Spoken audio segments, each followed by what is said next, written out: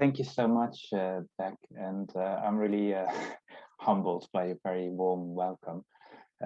So I hope today that I won't be speaking for an hour. I hope that we can have lots of really interesting discussions and questions. And I hope that you can learn a little bit from the lessons we've learned of implementing learning analytics at the Open University UK for the last 10 years. And we've also tried to implement learning analytics at a range of other institutions. So if I speak too slow or too fast, let me know. If something is not clear about my presentation, feel free to interrupt me at any point in time. And I'm really looking forward to talk to you today. So I had a brief look at the learning materials that you're discussing about learning analytics, and it's great. It's great to see that there's some really fantastic work there. And yeah, I'm really excited to present perhaps a more in-depth narrative than what's on the course. So I hope that you find this talk interesting. First of all, a very shameless plug. We worked for 3 years together with the University of South Africa and the Ideas Project. And in the Ideas Project, we try to work together with UNISA to try to identify how can we actually help to better understand their distance learners.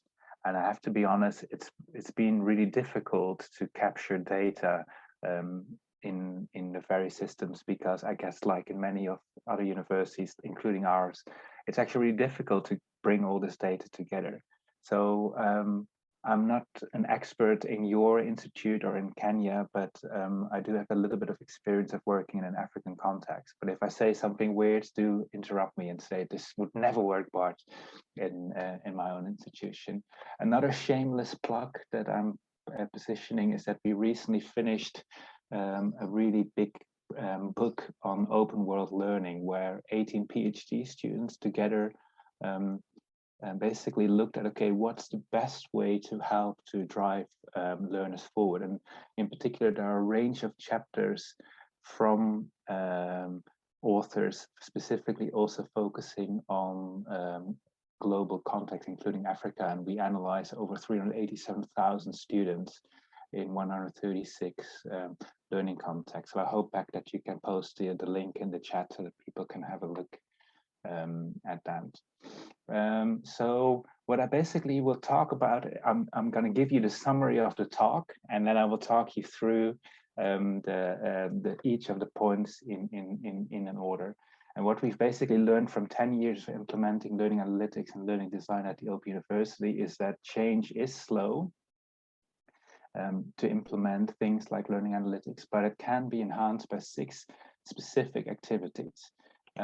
One is that we've noticed that if you have very clear senior management support to implement organizational change, that really helps.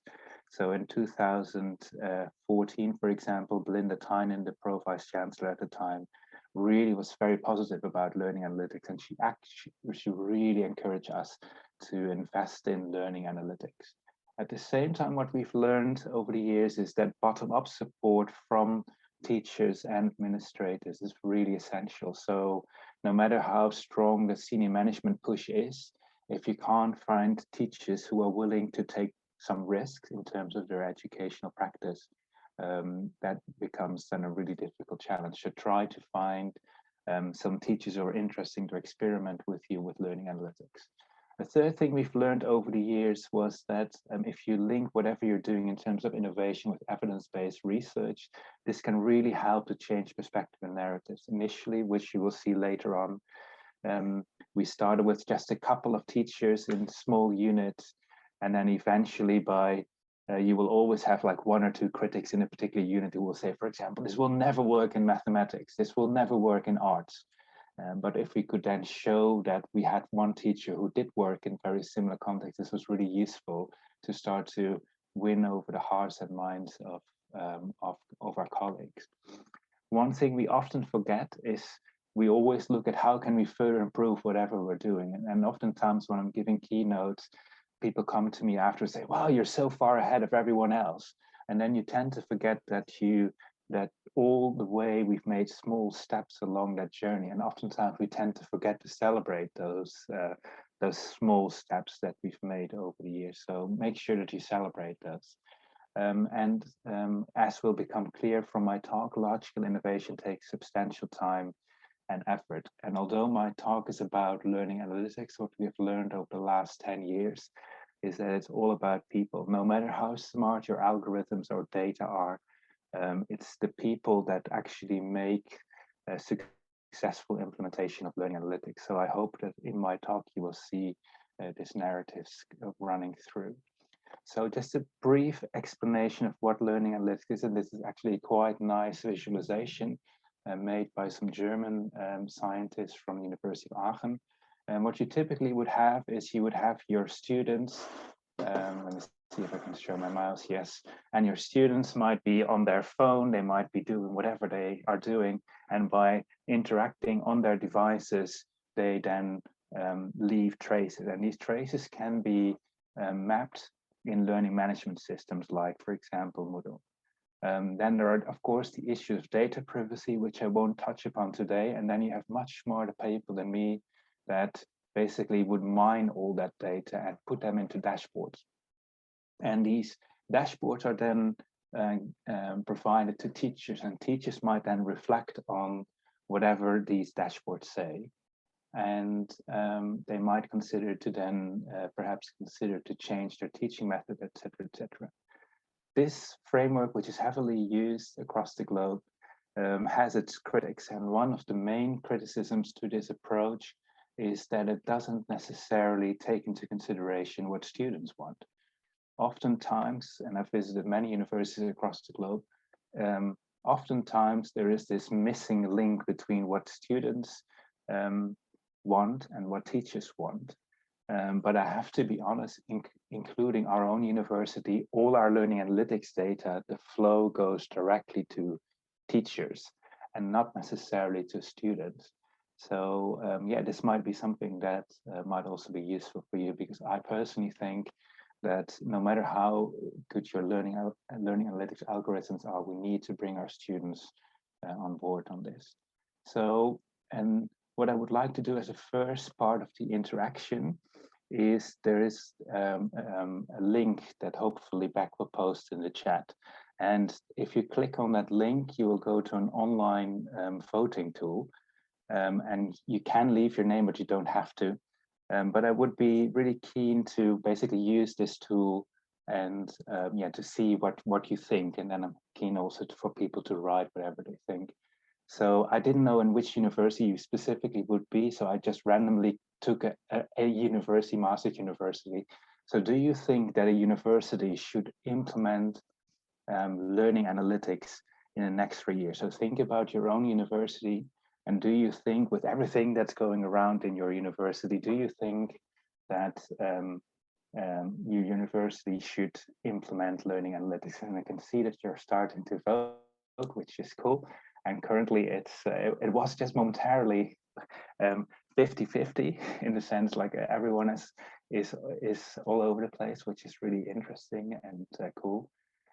So obviously what I will do in the next question, but I'm giving you a little bit more time to think about this, is to indicate why you think this would be a case. So slowly there is a small majority moving towards agree or totally agree, but there are some people that think that that's not a good idea, and I think that's perfectly fine. So maybe the next question that I'm showing you, if I can find my mouse back, is perhaps in the tool, could you explain why you selected, oh, I think it's a good idea to implement learning analytics in the next 3 years, or perhaps indicate why you think it is not a good idea.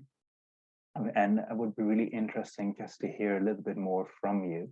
And then maybe if there is time, we can perhaps turn on your mic and hear what you're thinking. So I'm just going to give you 30 seconds to type whatever you want to type.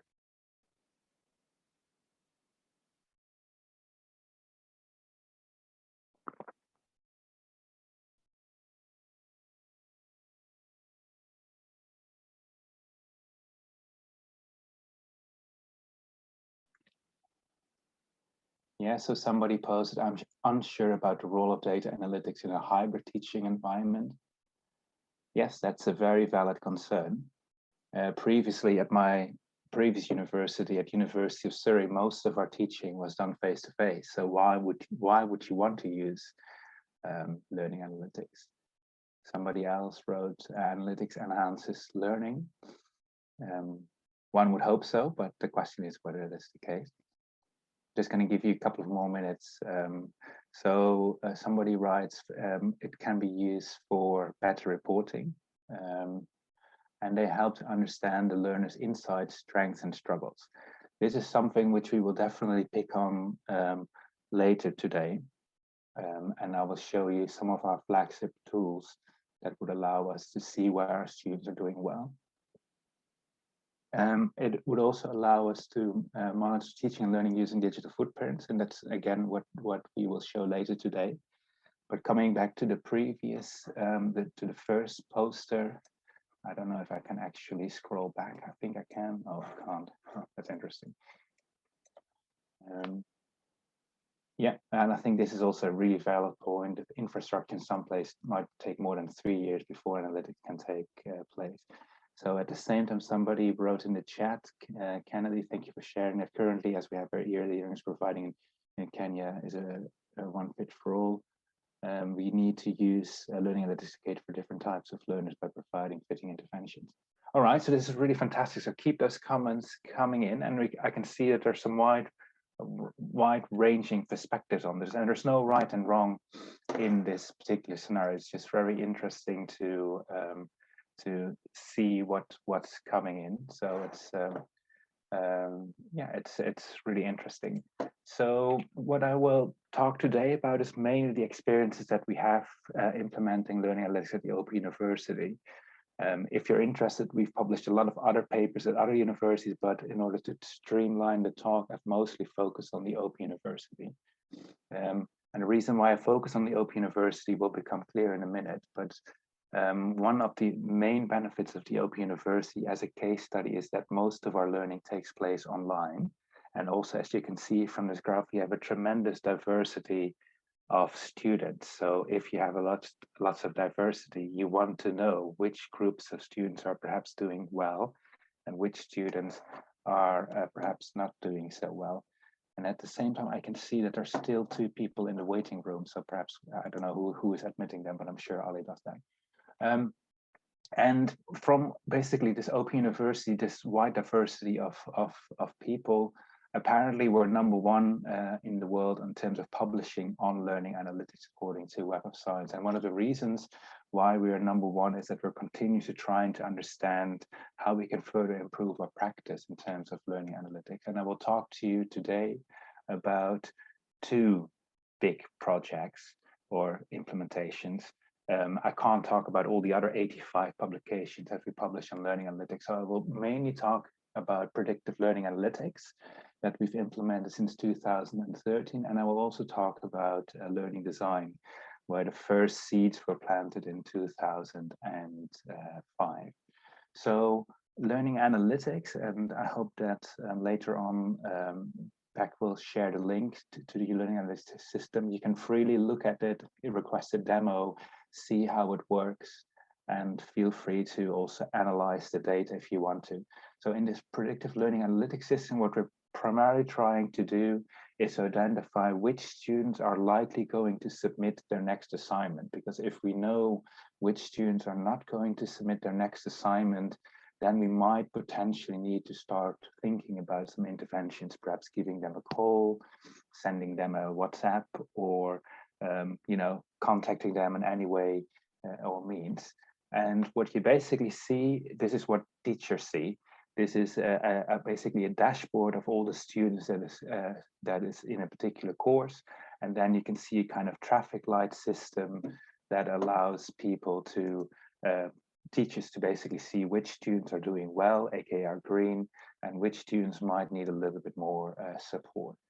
So how do we know that a student is at risk, or how do we know that the student is doing well? What we basically do is we're mapping the kind of learning activities that a student does on a week-by-week basis. And by mapping those activities and seeing whether or not they're following a particular trail, we can then start to see whether a student is successful or not. So this trail will be different depending on each course, because each course has a slightly different learning design. So for example, in this particular course, what you see is the virtual learning environment, in our case, Moodle, opens 2 or 3 weeks before the course starts. So a successful student might look at Open University content and look at the forums, do nothing the week before the course starts, and then look at certain activities in week 1, 2, 3, 4, and eventually will pass.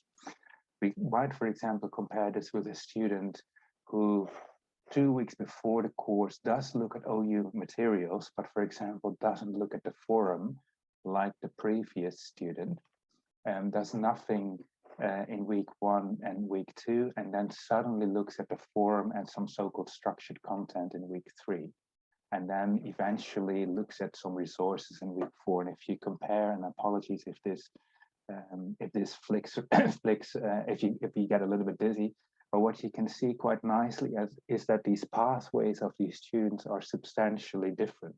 Of course, these are just 2 students, but if you do this over hundreds and hundreds of students, you get a very messy picture, which looks like this. And this is a Bayesian network.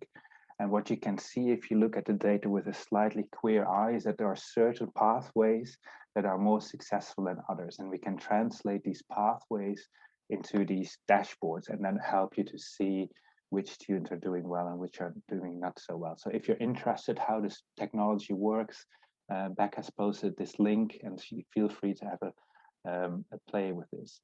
So linking into the overall narrative of the course and of the talk, we started in 2013-14 with 2 teachers, and then we went to 10 teachers in 2014. We went to 58 teachers in 2015, and you can see a kind of gradual growth over time. And by starting small with a bottom-up approach, we learned what works well and what doesn't work well with teachers.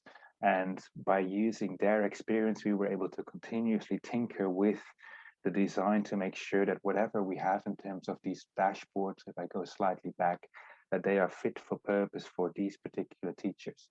So the dashboard that you, for example, see here is very different from the dashboard that we gave to teachers in 2014-15.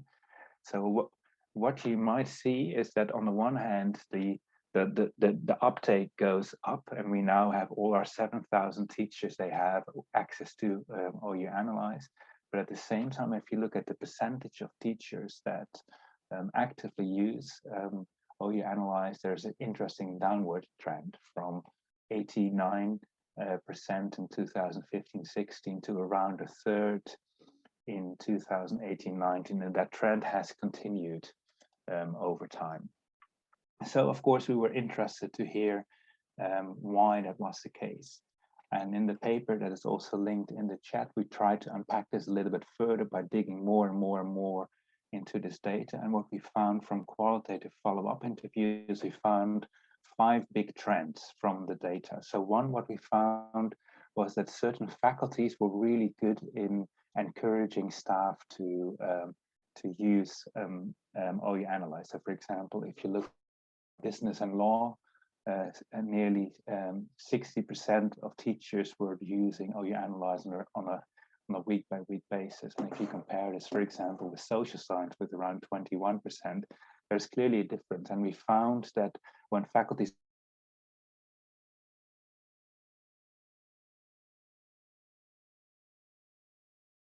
from teachers, we also found that when faculties were actively gathering evidence of what works and what doesn't work and disseminate these technologies, this had a very positive impact in terms of uptake.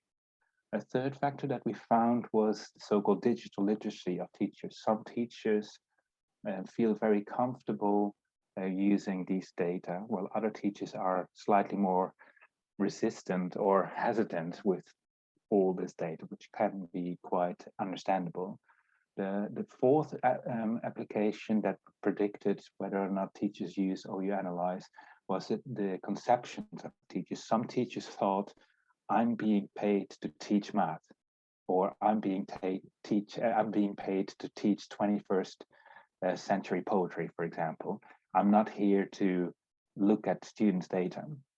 And I think that's a pretty good response in a way, because at present our lectures, our associate lectures, are not being paid to look at data. So you could understand that perhaps rightfully lots of associate lectures said, well, if I'm not paid to look at data, why should I do this? So it's really interesting to see those differences over time. So what we're currently doing is experimenting with so-called student-facing learning analytics. So what you see here is an example where students in small pilot groups are given information about these kind of learning analytics and perhaps what they could do next. So for example, this student should perhaps visit block 1 part 4 or look at block 1 part 5. I have no idea what this block is about. And what we recently concluded and finalized this study, we found with 22 undergraduate students that the majority of these students found the study recommender system really useful. First of all, it reminded them of the learning materials they didn't do, and they thought it was really useful to see, coming back to this previous one, to see, okay, what activities we would recommend them to do. And also they found it was really useful because it immediately allowed them to click directly to the materials they needed to read, as opposed to going through the different structures of the course. And there's again a link in the chat if you're interested. But at the same time, we found that the perceived usefulness of these dashboards was influenced by whether or not students trusted these learning analytics. And some students were relatively comfortable by being compared to others, while others thought it was really not so good that others could see how well or not so well they did. And we also found that it led to changes in study patterns based on what the predictive learning analytics were saying. And we found that so-called good students, that is students with good grades, were much more positive about these kind of dashboards relative to students who were not so good in terms of grades. So perhaps this is not the right thing for the moment, because we particularly want to help students who are perhaps struggling a little bit. So if this puts them off, it might not necessarily be the right thing. So we're currently further experimenting with this. So I'm really mindful that that I've been talking quite a lot. So I would again like to ask you to go to this Paul EV question. And now that you've seen a little bit more about what learning analytics can do, and I'm just gonna ask a yes or no question. Do you think that your organization could benefit from implementing learning analytics?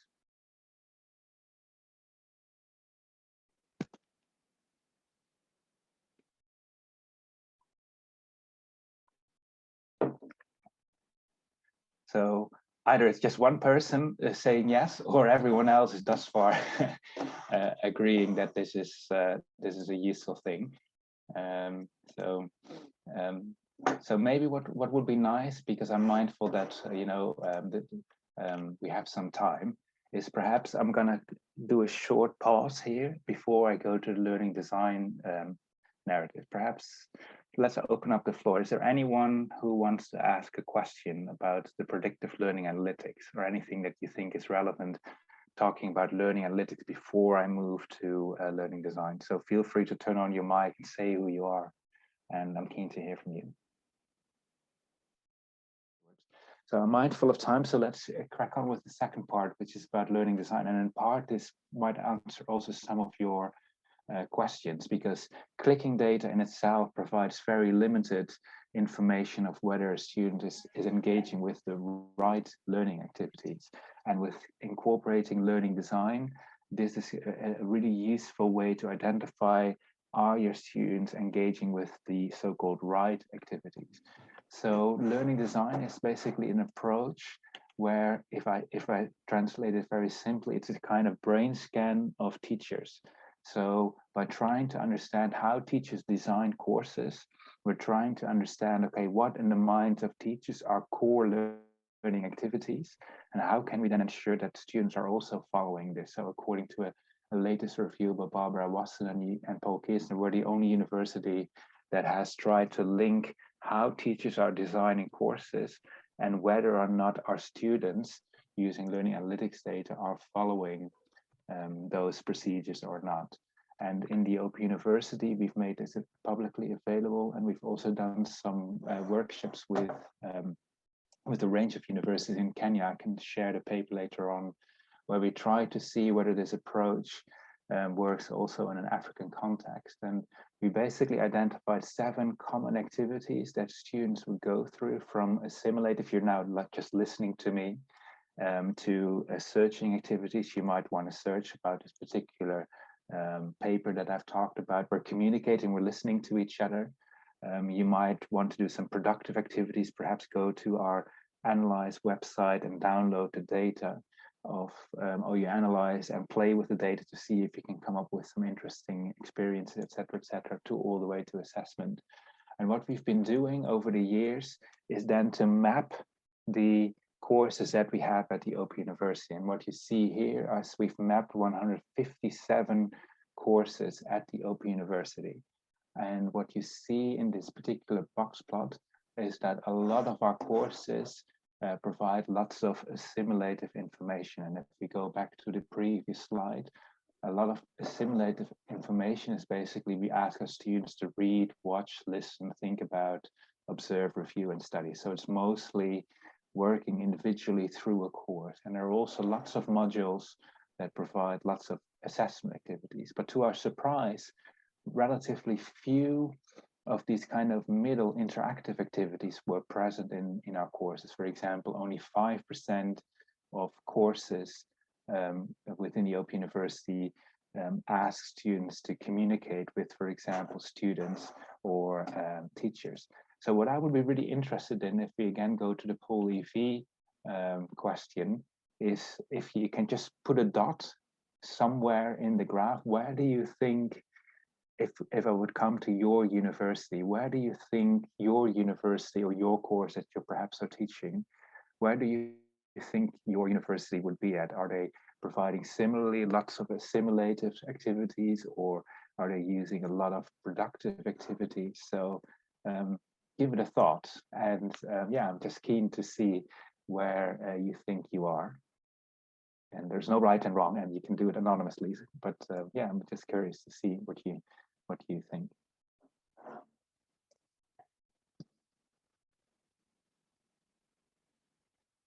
So somebody posted that lots of communicative activities, so 40%, so that's really cool. So perhaps maybe in a minute you can turn on your microphone and tell me what exciting things you're doing at your university. Some are doing lots of productive activities, lots of assessments, lots of assimilative activities, and that's great to see. Lots of interaction, which is great. All right, so there's the mixture of activities. So that is really really interesting. Is there anyone interested to share? Okay, I'm doing a lot of, for example, communication. Would you mind to share what you're doing?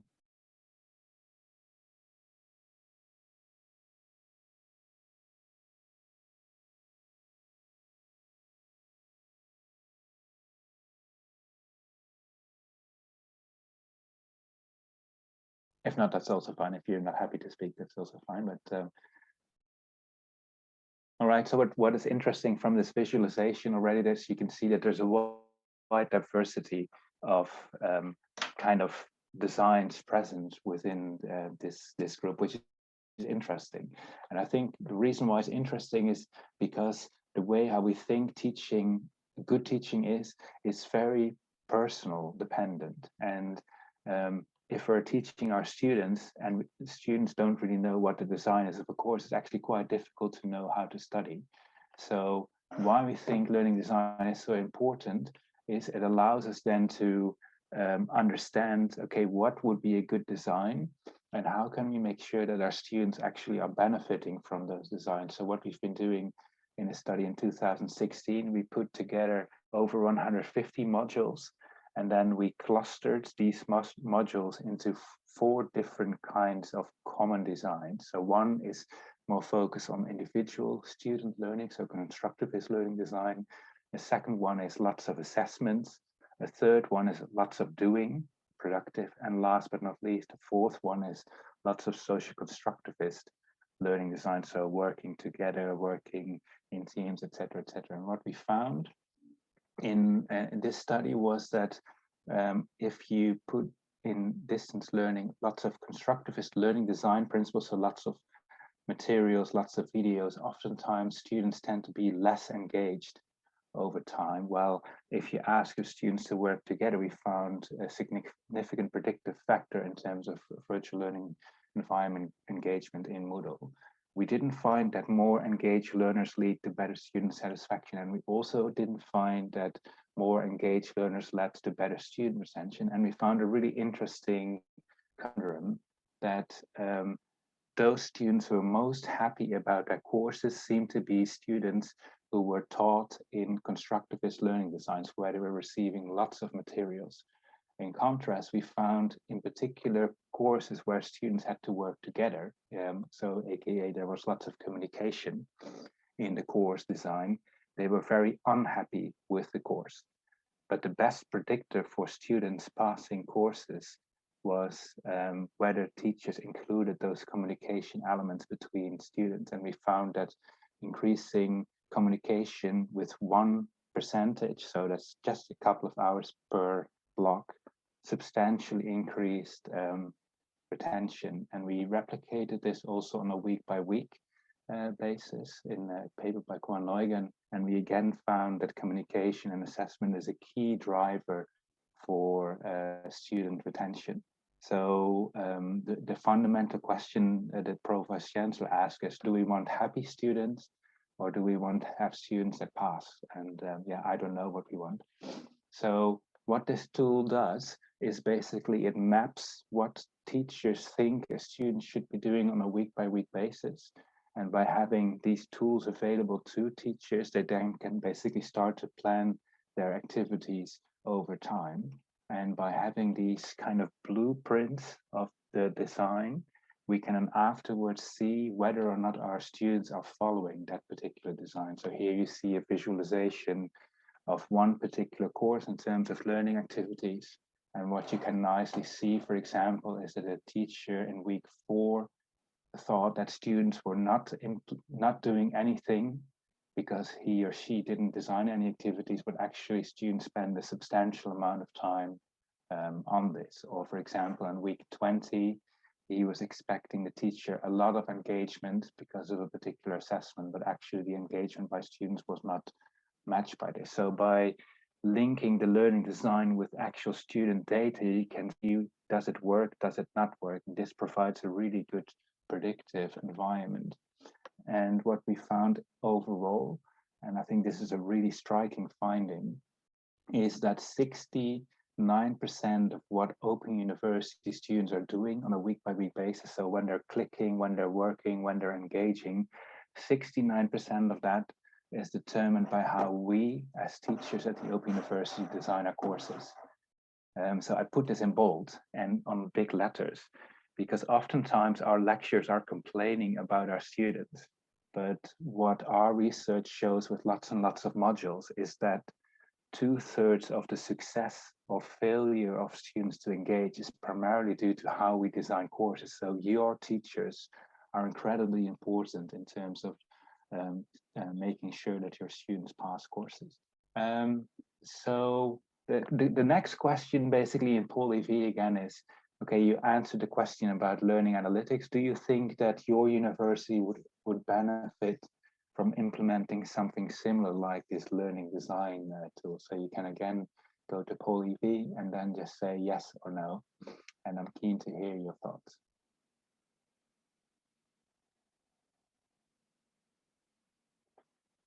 And I'm also mindful of time. We have 10 minutes before you have to close. So everyone is in agreement thus far. Yes, you think it would be useful to implement this. So the good thing is the learning design tools are publicly available under a Creative Commons license, so you can just use and reuse this. And there is a really good paper by Jetta Mittelmeier, 2019, that has explained how the learning design principles could be potentially adopted to an African context. So the next step is basically what we're currently doing is providing automatic mapping of learning design. So we're working on a European project with Repeat and Teach for Edu. And what you see on this visualization is we're basically asking teachers to complete their planning of their work schedules on the course, and then it automatically transforms this into visualizations, which is extremely useful for our students because they can then, for example, see that in this particular course, there's a lot of doing, production, and there's a lot of acquisition. And it shows, for example, the mode of delivery, everything is online in this particular case, etc., etc. So this is a tool which again is publicly available under Creative Commons license. So if you're interested in that, you can freely use it, and feel free to ping me an email if you're interested in this. Last thing that I just wanted to share, and then I will come to the conclusion, is our latest research by Samana Rishvi. She looked at how people from across the globe basically interact with Open University courses, in particular FutureLearn courses. And what her research continuously shows, and this may be relevant for you as well, is that where you're from fundamentally influences how you're engaging with online learning. So we, for example, found, and these are students clustered based on their geocultural region. So people from, for example, Southern Asia, Northern Europe, or for example, AF stands for Africa. We found that students, for example, in Africa were much more likely to engage with articles, were much more eager to work on discussions within the Open University FutureLearn courses, and were really engaged in quizzes. While, for example, students who were from Southern America were less likely to do this. Or, for example, students from CA, which stands for Confucian Asian, so students from Asia, they were less likely to enjoy discussion. So I guess what I'm trying to say in a very inarticulate way is learning analytics provides some really interesting metrics to also see, okay, what type of learning designs fits best for your types of students. And this is really interesting because most of our courses are being designed by teachers who may or may not necessarily be aware of this. So some further reflections before I close. An obvious question is, who owns the data? Is it the student? Is it the institution? Is it the teacher? And how do you deal with it? I saw a point in the chat as well. What about the impacts of ethics? Who is responsible for all this data? Who has responsibility to act upon the data if we see that a student is struggling? What about the professional development? How do we make sure that if we implement this, that teacher are actually using it and feel comfortable using this? And last but not least, Professor Paul Kirchner wrote a very fantastic piece on our work at the Open University. And he was basically saying the Open University is optimizing the record player. So with all our learning analytics, we're trying to find the best way to design courses, the best way to help students to be successful. But maybe we're optimizing within a black box. Maybe we should, rather than trying to optimize the record player, who has a record player nowadays, maybe we should think about how we can stream music online. So how can we make sure that we are really innovative rather than continuously tinkering around with data? So what I hope that I've shown you today with these examples is that I think if you think about implementing learning analytics, you probably need to think about these 6 lessons. So 1, to get senior management support, to take and uptake learning analytics, because it is a really big investment. Then start to explore about how can you get this bottom-up support from teachers and administrators and researchers. Think about linking this with some research that you can see, okay, what works and what doesn't work. Celebrate the successes, but be mindful that it will take a long time. It's a thing that, you won't immediately get big successes. So that's a thing that requires a lot of energy. And last but not least, I think what this talk has shown, hopefully, that it's all about the people and trying to convince people that this is a good thing to do. So I'm really keen to hear your thoughts and any questions you might have. So thank you for your attention.